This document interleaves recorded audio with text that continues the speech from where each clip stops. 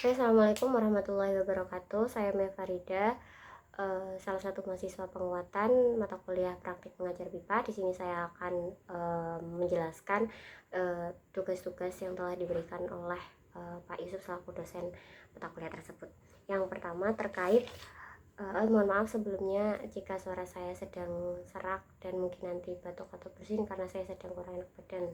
Maaf. Uh, yang pertama terkait kemampuan atau pengetahuan apa saja yang harus dimiliki oleh pembelajar BIPA tingkat 3 berdasarkan SKL BIPA Permendikbud nomor 27 tahun 2017. Jadi yang harus mereka kuasai atau dalam kemampuannya itu apa saja. Yang pertama, mereka itu harus menggunakan kata hubung dan partikel, menggunakan kata ulang, menggunakan imbuhan, menggunakan kosakata yang berhubungan dengan situasi atau topik bidang tertentu. Dalam artian di sini sudah jelas bahwa mereka mampu menggunakan kalimat.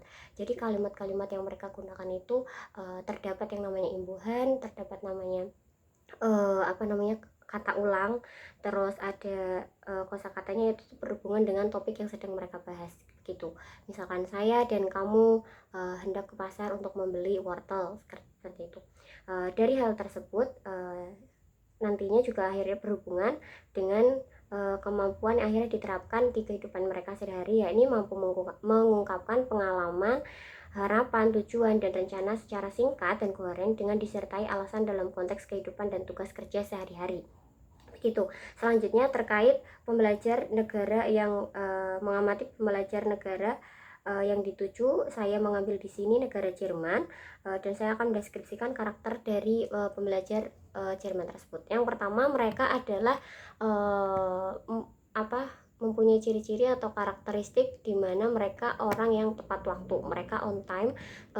Jarang sekali ada orang-orang Jerman yang telat atau lelet begitu. Itu yang pertama. Selanjutnya mereka adalah orang-orang yang tidak mudah berteman dengan orang baru, tidak mudah berbaur, tidak mudah akrab begitu.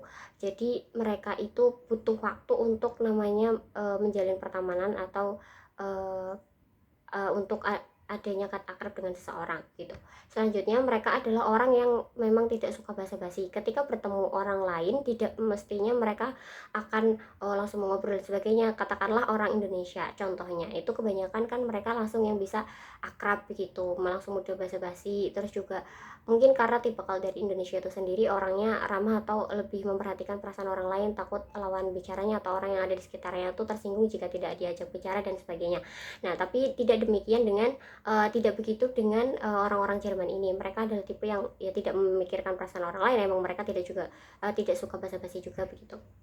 Selanjutnya, mereka di sana juga memang orang-orang yang sudah terbiasa dengan aturan atau peraturan-peraturan yang sudah dibuat dalam arti keluarga atau di lingkupnya mereka begitu. Jadi banyak sekali peraturan-peraturan yang sudah mereka terima dan mereka sudah biasa untuk menerima atau menjalankan aturan tersebut.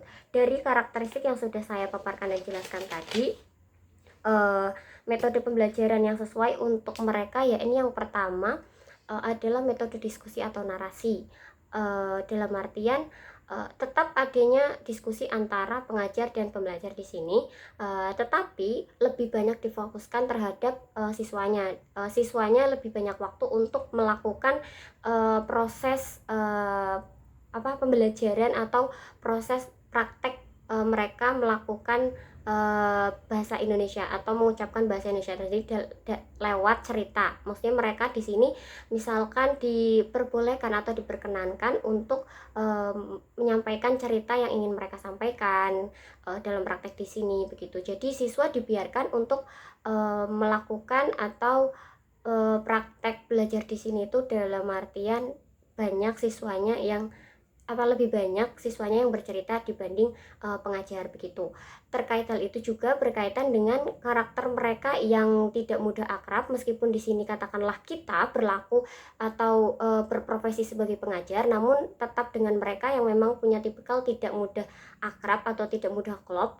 Jadi di sini dilakukan terkait adanya diskusi dan narasi tersebut juga mereka dibiarkan adanya atau maksudnya dalam arti metode di sini yang juga bisa dimasukkan yaitu kelompok gitu. Mereka dilakukan antara siswa-siswa tersebut itu adanya kelompok-kelompok yang dimana ketika diskusi mereka bisa lebih akrab, dalam artian karena mereka sama-sama orang Jerman, jadi sudah mudah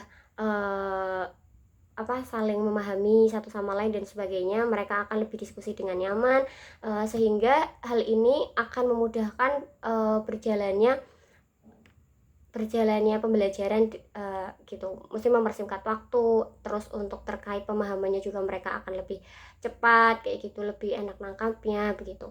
Selanjutnya terkait metode membaca juga, model membaca yang bisa diajarkan oleh mereka di sini yaitu menggunakan model pembelajaran CTL atau Contextual Teaching and Learning.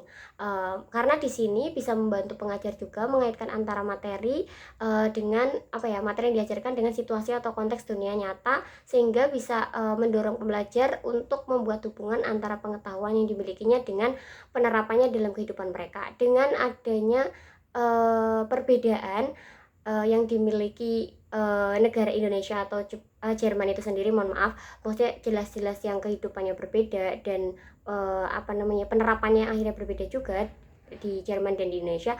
Tentu dengan hal ini bisa akhirnya menjadikan mereka atau mendorong pembelajar untuk supaya lebih memahami dan lebih menikmati apa yang diajarkan gitu. Terima kasih.